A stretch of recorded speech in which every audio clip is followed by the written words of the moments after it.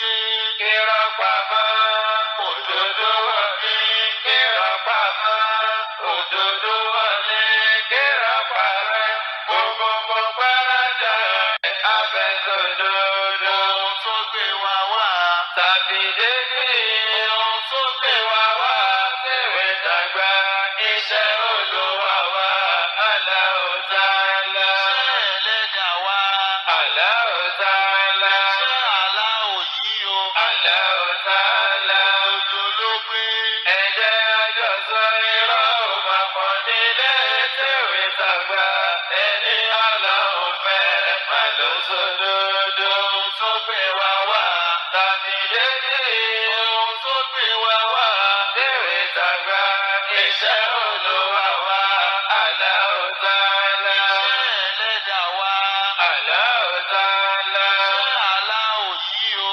Allahu Ta'ala. Láti gbèrò láti paná sí lákòótó tọ̀yé táwọn ọ̀tá wa wọ́n ti forget.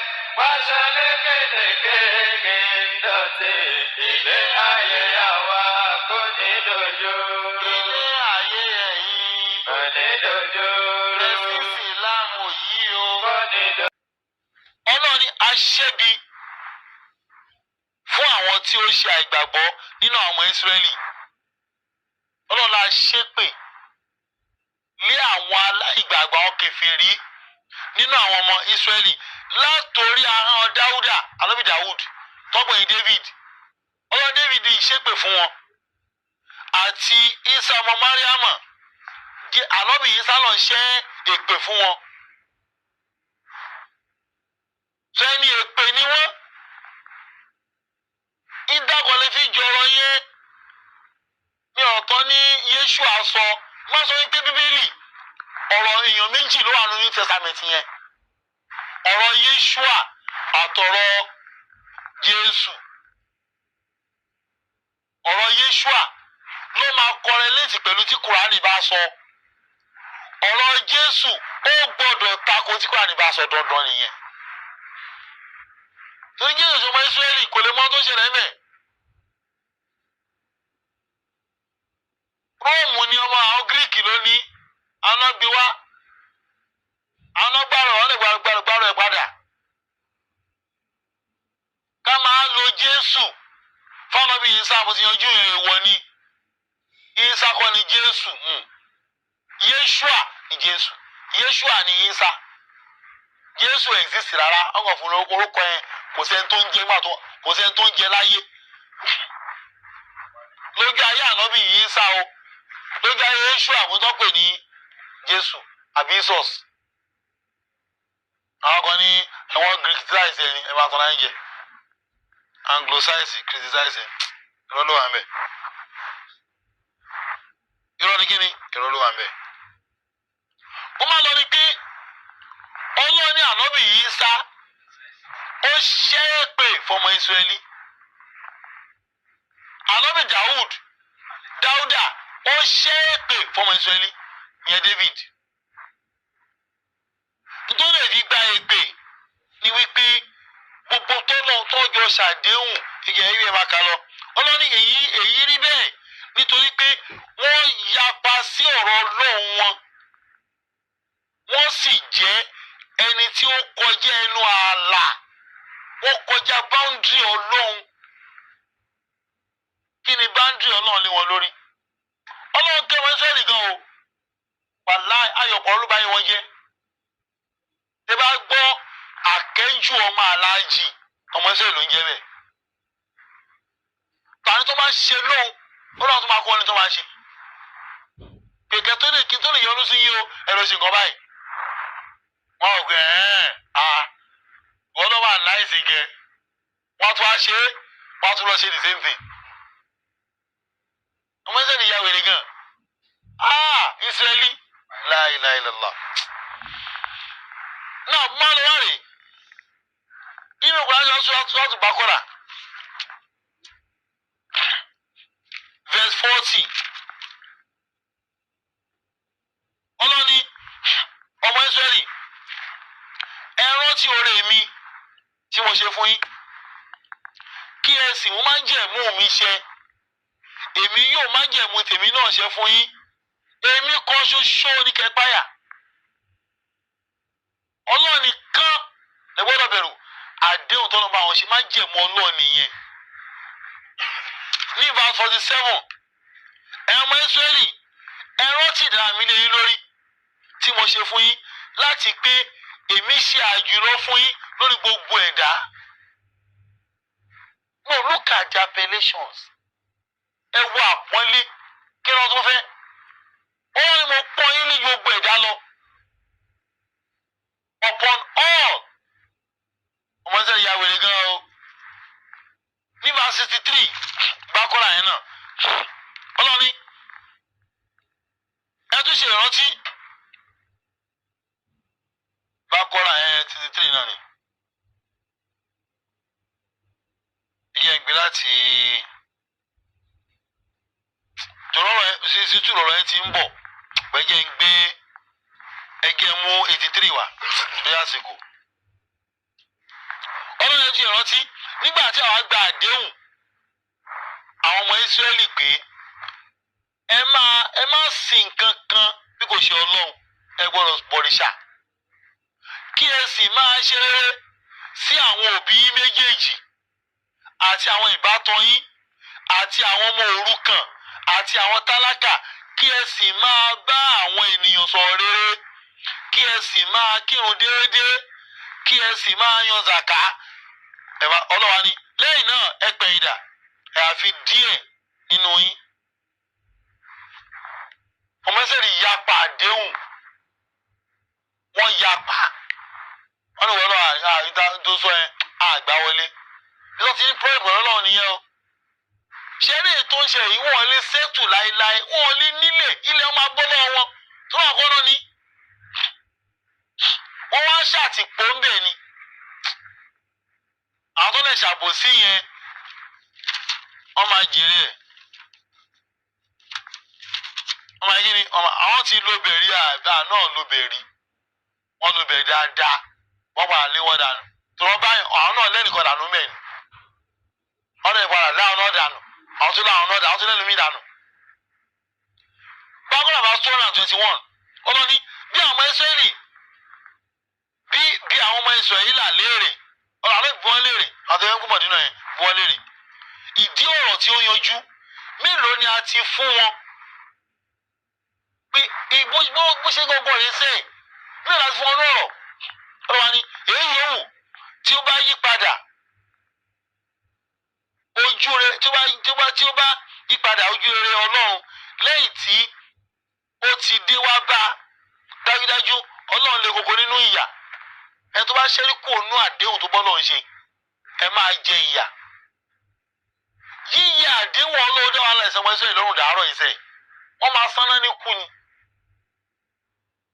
ẹ̀rẹ́ ìgbé bá ń gbàtọ́ àwọn aláìsàn 48 ẹnu ọ̀rọ̀ ogun àrùn adìyẹ ni àwọn náà lè sún wọn ní dígí méjèèjì torí pé àdéhùn tó lọ́n ṣe ni pé ẹ̀ ní sinmi.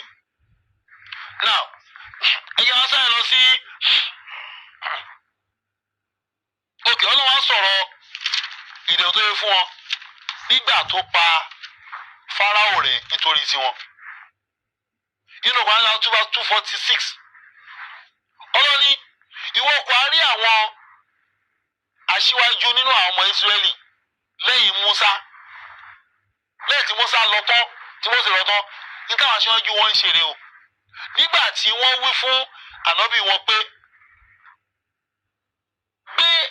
ẹnìkan yìí dé fún wa nínú ọba kí àwa lè jà lójú ọ̀nà ti Ọlọ́run ẹ bá tí ọ̀rọ̀ yẹn ìgbà náà rìsíkọ̀ fún ọba Sọ́ọ̀lù ńgbà yẹn gba nídìí ọba tí ó máa kọ̀ǹtró wa Músà ti lọ tán gbà yẹn o ó wí pé ǹjẹ́ kó wa lè jẹ́ pé tí a bá pa láṣẹ fún yín pé kí ẹ̀yin jà pé tí a bá ń tẹ̀lé ìjà tó yọ̀rọ̀ tọ́lọ́hún ṣe máa ṣe ẹ̀yin yóò jà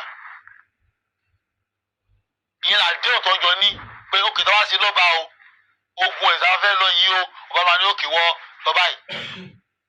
o tó kún mẹ́sẹ̀ nìyá wèrè gan wọ́n àdéhùn tó ṣe yẹn wọ́n tún rọ́bìṣì ẹni ọlọ́wọ́ aṣọ àṣọ fún ànábì sọ̀rọ̀sánná ní Quran 5 torí àsìkò ni o ṣé gbọ́ tọ́lọ́ ń pàṣẹ fún wọn àwọn ẹranko àtúnjẹ pé náà nìkan máa jẹ àwọn náà ṣe léèwọ̀ fún ara wọn pé àwọn ò ní jẹlé ẹ̀yẹ má pẹ̀rẹ̀ náà ibi tọ́lọ́ ń kẹ́ wọn dé ni o nínú sọ́ọ̀tù Quran Quran 3 ní máa sọ wípé àyè tọ́lọ́ ń padà fi múlẹ̀ tó fi dì wọ́n pa àwọn náà ti ṣe léèwọ̀ fúnra wọn tẹ́lẹ̀ ọlọ́wọ́ bá wọn fọba lé ní ká jẹ kìnìún ká jẹ ajá ká jẹ ejò mùsùlùmí lè jẹ ajá mo tún tẹnu mọ́ àbátúbá lẹ́ẹ̀ lè jẹ ẹni kò gbádùn kó mẹ́rin ẹ̀wà tó takọ̀ ẹ̀yà yẹn àdìs tó ní kó máa jẹ àdìs tó bá yà ẹ lọ ni àwọn akọ́nà ń bá wí àwọn ní kíni akọ́nà ń bá wí o Quran 3:93 Suratu Mu'min ọlọ́ni gbogbo oúnjẹ gbogbo tó máa ń jẹ oúnjẹ ni ó jẹ́ ẹ̀tọ́ fún àwọn ọmọ Ísírẹ́lì gbogbo bá ti ń jẹ oúnjẹ o ẹ̀tọ́ ni fún wọn ọmọ Ísírẹ́lì ọlọ́wà ni àyàfi èyí tí Ísírẹ́lì fúnra rẹ̀ ṣe léèwọ̀ fúnra rẹ̀ síwájú kí a tó sọ Tàórátà kalẹ̀ kí Músà tó dé lọ sí léèwọ̀ fúnra wọn nígbà Músà lè bá bẹ́ẹ̀ olóòdè fi wọlé gẹ̀ẹ́tì ẹ̀ ọlọ́ni kí Músà tó dé ká tó fún ní Tórà lọ sí àwọn kan léèwọ̀ fúnra àwọn oníjẹlẹ̀ àníjẹlẹ̀ òun náà ló kó bá àwọn òyìnbó kódà dáwọn lábá nǹkan dàárọ̀ yìí náà wọ́n yí jẹ́ fún ẹran gbogbo abọ́dì ìwé gbogbo àwọn tó dá lára àwọn ẹran yẹn tá a máa rà lọ́wọ́ ọlọ́jà ń bí ẹ̀dọ̀ ìfun abọ́dì ìwé bọ̀gọ̀tọ̀ àwọn máa ń wọ dànù ni kódà awọ ẹran tó bá pọ̀nmọ́ tó kọ́ta sínú àwọn òyìnbó yìí jẹ́ tó bá pa ẹran wọ́n máa bó awọ ẹ̀ tá a máa ń fa ẹran ìwọ̀n ìfẹ́ ẹran wọ́n máa ṣí awọ ẹ̀ dànù ní sígbó wọ́n ẹ jẹ́ wọ́n á kó gbogbo ìfun ẹ̀dọ̀ gọ́tà gbogbo bọ̀gọ̀tọ̀ ẹsẹ̀ yẹn igbó orí ẹ̀ igbó tó wọ́n gbà tí China kan gbé tajọ́ ń gbé ní Bàgádà ń gbà yẹn wọ́n gbalẹ̀ sí ẹ̀yìn ọ̀dọ̀ mi gangan tó máa tún wá ra àgbò wọ́n máa ń pa àgbò lóṣooṣù tó wọ́n máa kó sínú fíìsà ìyẹn ló wà ìdí ìjù náà mi ò kàn lówó lọ́rùn wà láàyè ìyẹn ló dáa jù ṣẹlẹ̀ ẹran màálù yẹn kò jẹ́ ẹran gidi torí red meat ni òtòkè mi ò lówó láti rà ṣe rà ó yẹ kí n máa pa àgbò lóṣooṣù ni kó máa pa àpapọ̀ sínú fíìsà àgbò ló dáa jù so máa lọ ní pé tọ́wọ́tọ́wọ́ bá wọn pa àgbò yẹn àwọn bọ́ àwọn onífà àpọ̀ ìsinmi lówó bí ó ti máa ráyè mìíràn lè bá wọn pa èmi ò gbéra mi kọjá tó lọ́n fi dá mi ní ìlú fake life mi kò máa mú ọ̀bẹ ọ̀gbẹ́ni Chinko kí lè lórúkọ ọ̀bọ yẹn náà lórúkọ ẹ̀ náà o ṣé John kọ́ ló John ló gbéra ẹ̀ mo ní John ìwọ̀n jí ṣé kó wọ́n jẹ́ John a ní Jamiu come kí for me máa kọ̀ lóyàwó náà dé fúnra rẹ̀ èyí bọ́ ẹsẹ̀ bá di àbá ti dù táwọn bá ti bá fa tán orí ẹ̀ gbogbo òfun gbogbo ẹsẹ̀ gbogbo kiri àlà ń kó wọlé àmàdìídì ọbẹ̀ ti sọ nìyẹn lẹ́ẹ̀kan lóṣù a máa ń jẹ àwọn páàtì àgbò nígbà yẹn o ọlọ́kùnrin adágbà tó dá padà pèmí ìfẹ́ páàtì wa odidi fún ìmọ̀ràn odidi ìfẹ́ páàtì. sọmọ lọ rí pé ọlọ́lá àwọn ọlọ́ṣà kìíní kan léèwọ̀ fúnra wọn kí Musa tó dé ọlọ́dẹ sọ wókè ẹ bàbá lọ bẹ́ẹ̀ ọlọ́wà ni wípé ẹ mú Tàórátà náà wá kí ẹ sì ké bí ẹ̀yin bá jẹ́ olódodo yóò tẹ́ ẹ lẹ́ẹ̀kí ń jẹ yìí ẹ̀yin lè ṣe léèwọ̀ fúnra yín náà kó ṣe Musa bẹ́ẹ̀ ìdè wọn ni wàhálà sí nìyẹn kẹrọ bọ́lọ̀ ṣe pọ́n ọmọ Ísírẹ́lì létò òtún ní pé eré tó wọ́n máa jẹ ẹ̀kọ́ ni tó bá sí fìlà wọ́n máa dé ẹ̀gẹ́ tó ló bá yé wọn jẹ́. nínú sọ́ọ̀tù Máídà Quran verse 12 ọlọ́ni àti ní pàápàá ọlọ́run ṣe àdéhùn pẹ̀lú àwọn ọmọ Ísírẹ́lì a sì gbége méjìlá dìde láàrin wọn ọlọ́run sì wí fún wọn pé èmi ò máa bẹ pẹ̀lú yín bí ẹ̀yin bá ń kírun déédéé ẹgbẹ́ ọlọ́run tí wọ́n ti yàn án lọ́bí ọlọ́gbà arúgbó kan wá ń jàre kílẹ̀ iṣẹ́ àyàkọ́rẹ̀ wọ́n ti ń kí wákàtí márùn ká lọ́bí tó dé sallallahu alaihi wasallam èrè lọ́gbà wá ó ti lọ́gbà tuntun wá pàtó sì máa díje bóde tó lọ́gbà tiẹ̀ wá sálọ yẹn máa díje bóde ni àbújá máa di àti tí ó ti lọ mú nǹkan tuntun wá ẹni ó lè máa ń ka ayé àkọ́nù Surah Quran chapter 41 verse 6 49 verse 6 tó lọ ní kúl ma kuntum bid'an mina rusul ṣé ìwọ̀n tó ń yẹ bẹ́ẹ̀ ni ànábì ò dá tuntun lẹ̀ rárá gbogbo tó ti wà lóbẹ́ nìkan yẹ kan gbogbo ní tá à ń ṣe ní Islam lẹ́ni tó gba ànábì ọlọ́run ṣe ẹnìkan ní mọ́kà kan ọ̀ lọ mọ́kà náà ṣe ájìrì ẹgbọ̀n ló ṣe mara òkú márùn yẹn ní tó mọ Islam nìyẹn wọn láyà ló mọ àwọn náà tó mú wáre sọ́ọ̀nù ṣòro ni 1:2-13 ọlọ́run ìṣàrọ̀ alákùn mìíràn ti máa sọ bí inú wa wà lẹ́dí àìnà ilé ìkà ẹ bá ń tú àyà yẹn àwọn ìṣẹ̀lẹ̀ gbàrún wà rí ṣé ẹ̀ka àyà yẹn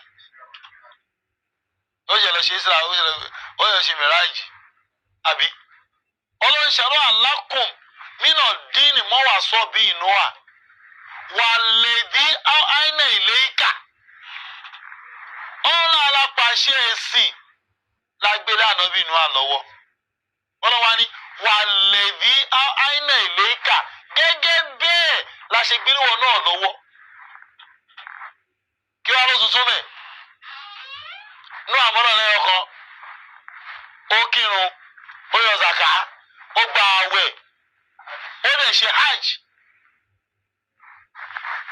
oṣù ló ń jẹ́ Ramadan oṣù ní oṣù orúkọ oṣù ló ń jẹ́ bẹ́ẹ̀ lẹ́yìn lárúbáwá wọ́n ní máa pè bẹ́ẹ̀ lédè etí wọn ṣé alábá ni inú à ń sọ ni ṣé lábá ni Mósè ń sọ ni ṣé lábá ni Ísá ń sọ ni èdè tí wọ́n náà fi pè é àwọn pè ní ààwẹ̀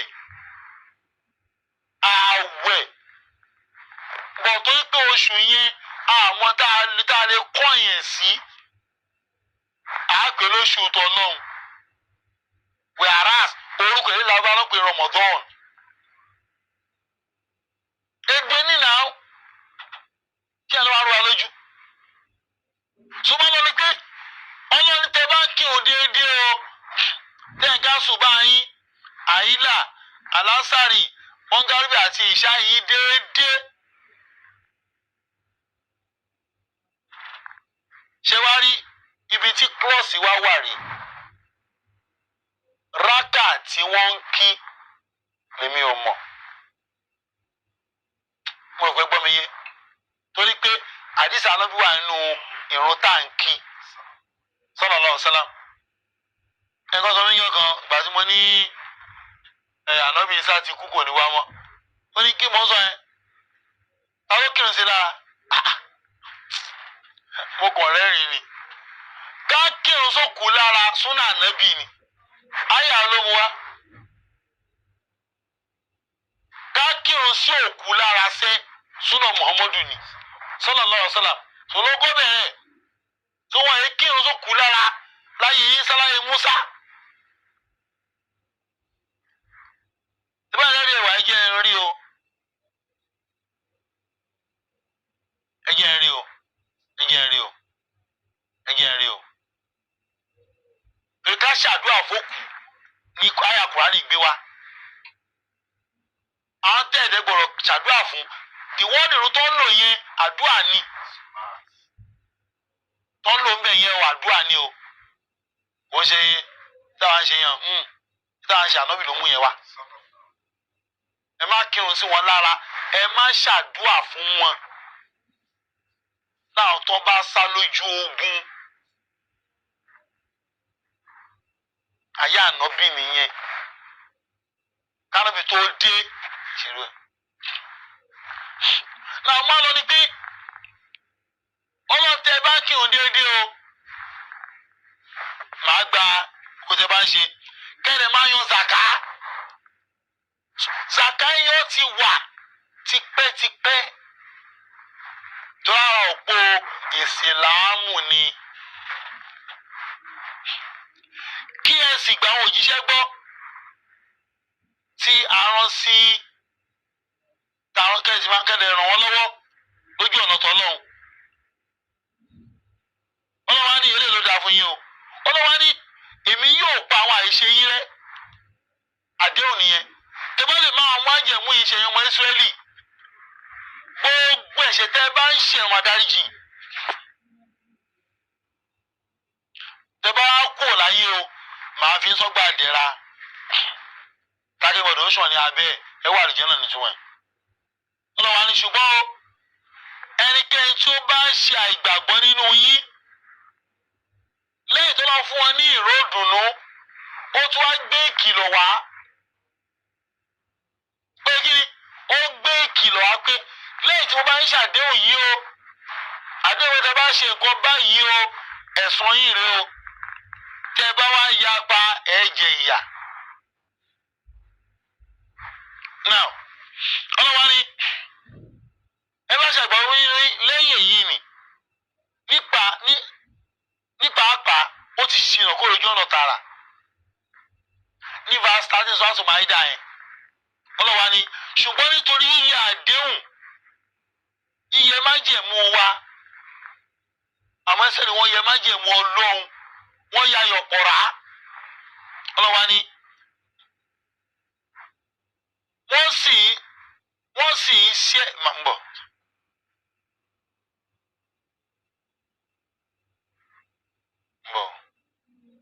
Ọlọ́run ní aṣẹ ọkàn wọn líle ayé ọkàn wọn le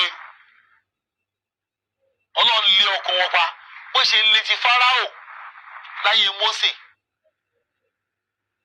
Ọlọ́run lè mọ di ọkàn ẹ̀ pa o Mósè lọ bá sọ̀rọ̀ bọ́ mi ní jẹ́ kó gbọ́ ìwọ kan lọ sọ ti ẹ̀rọ kó wájú ẹ̀ torí kò ní gbọ́ ẹ máa wọ Ọlọ́run ẹ máa wọ èyí ṣe ìjọba tiẹ̀ táfẹ́ bí nobody.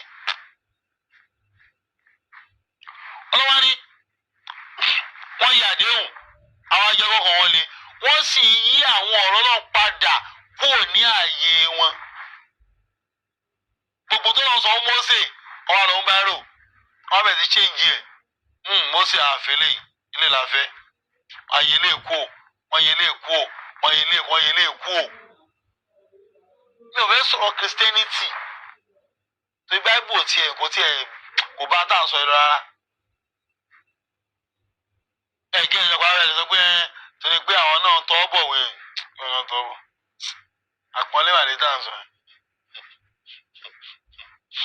Ọlọ́ni wọ́n yí kó níbi tí ọlọ́ọ̀fi sí ọlọ́wà ní ìwọ kò ní yé rí ìwà jàǹbá lọ́dọ̀ wọn àyàfi díẹ̀ ṣe ráyà yìí àwọn tó máa ń ṣì gbọ́ wọ́n máa ń lò fún àwọn Christian níbo láti rẹ̀ ọmọ Ísírẹ́lì Yẹ̀wúdí Nọ̀sọ́rọ́ Ọlọ́run bá wí bí ṣe gbogbo eléyìí sì kò tí sọ̀sá ọmọ Ísírẹ́lì nìkan ló bá wí níbí kò jọ Kristian ara kò jọ Ọlọ́ni àbí díẹ̀ nu wọn nítorí náà ṣe àmójúkúrò fún wọn kí o sì ṣàforíjì fún wọn dájúdájú Ọlọ́run fẹ́ràn àwọn olùṣe rere. Ara àwọn ọlá tó lọ́ fún àwọn Ísírẹ́lì rèé nígbà yẹn kó tó di pé wọ́n ya ọ̀pọ̀rọ̀ ṣé wọ́n rọrọ̀ ọlẹ̀ tá à ń bá bọ̀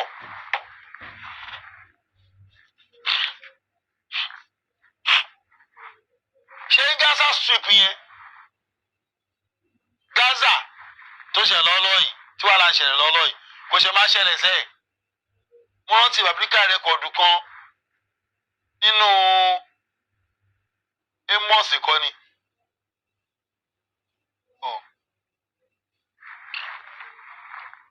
Amos chapter 1 verse 6 and 7. Amos orí kìíní láti ẹsẹ̀ kẹfà ẹgbọ́n tó wí o.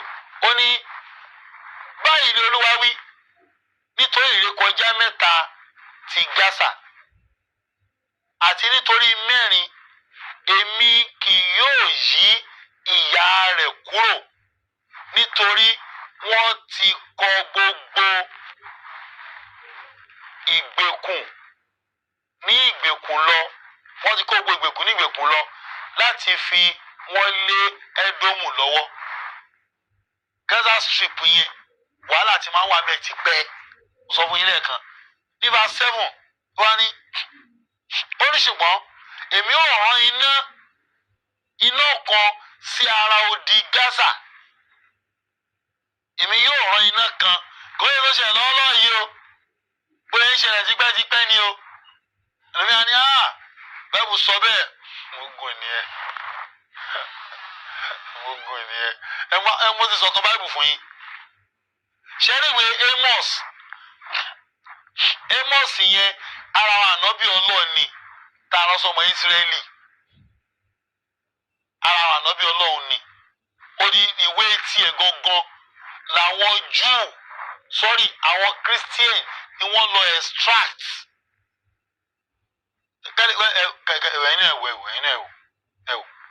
Verse Amos 1:1 ó ní ọ̀rọ̀ Ámósì ẹni tí ó wà nínú àwọn darandaran Tẹ́kùà tí ó rí Ísírẹ́lì ní ọjọ́ ọba Úsíà ta ló ń kọ sórí yẹn.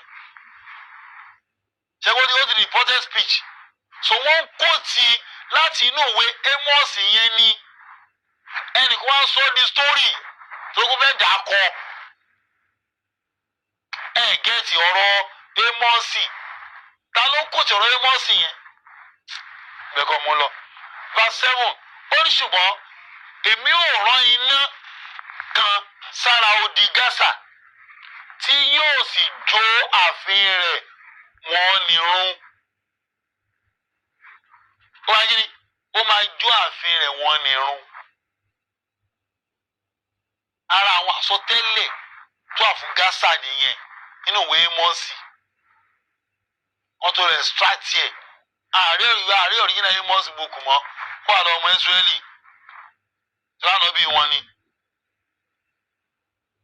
nínú ìwé Sephaniah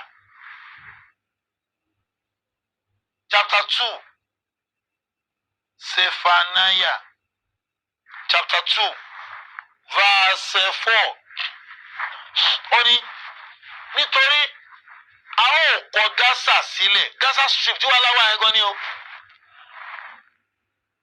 Gaza ẹ̀gọ́ ló ń sọ yìí o ó ní nítorí náà nítorí pé a ó kọ Gaza sílẹ̀ Askeloni yóò sì di ahoro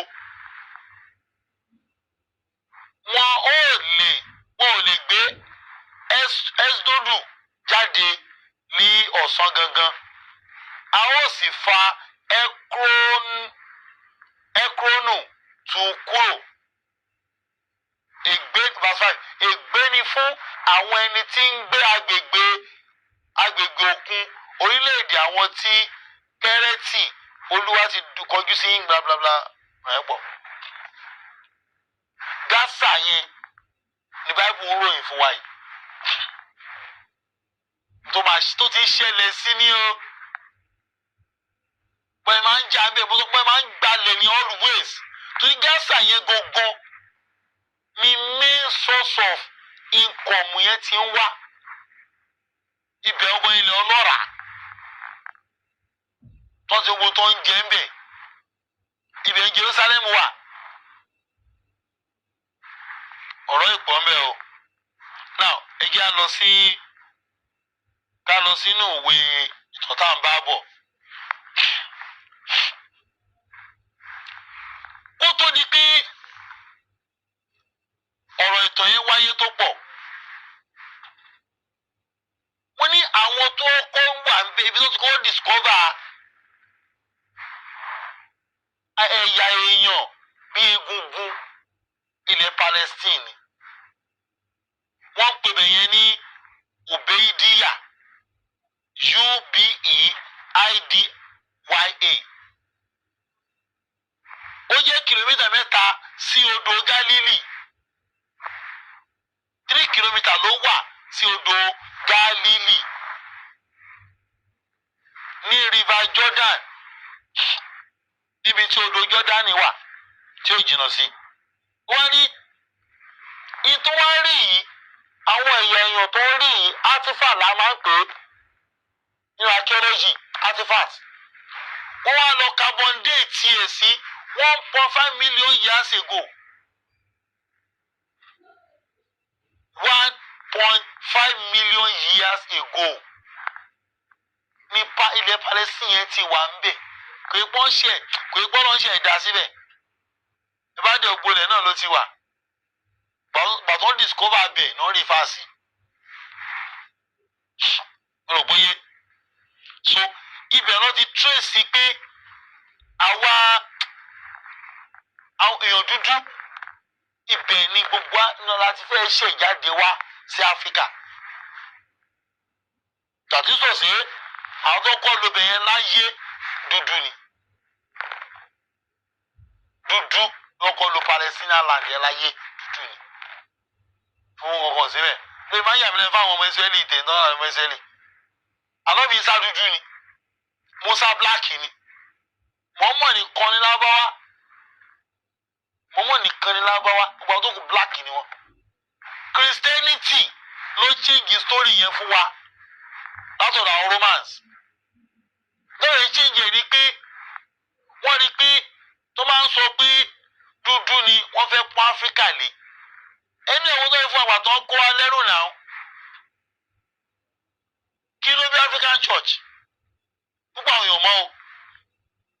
African Church kí ló bí? Kò ń ṣe àwọn tọ́ntọ̀ àwọn kìnnì kan tẹ̀yìn tẹ̀ mọ́ sí irọ́ o. Àwọn African Church kọ́ làwọn yẹn o. African Church gangan nípìnlẹ̀ ń tóbi rè. Nígbà tó kó wa lẹ́rú níjọ́ náà lọ́hùn, tó kó Áfíríkà lẹ́rú, tó kọ́ rán àwọn missionaries wá kọ́ wá gba àwọn àkàràbá, àwọn àlùwò, àwọn gbẹ̀tugbẹ̀tu, àwọn àgbéró, wọ́n fi Jésù gbà lọ́wọ́ wa, lọ́wọ́ bàbá wa. Wọ́n ṣe wàá kógun wọlé. Wọ́n ti gba olùwò lọ́wọ́, ti gbé Báíbùlù wa lọ́wọ́. Àkàràbá wọ́n fi Báíbùlù rọ́pò ẹ̀ fún wa. Àlùwò Báíbùlù rọ́pò ẹ̀ fún wa. Àgbéró Báíbùlù rọ́pò ẹ̀ fún wa. Ogun bọ́ Báíbùlù rọ́pò ẹ̀ fún wa.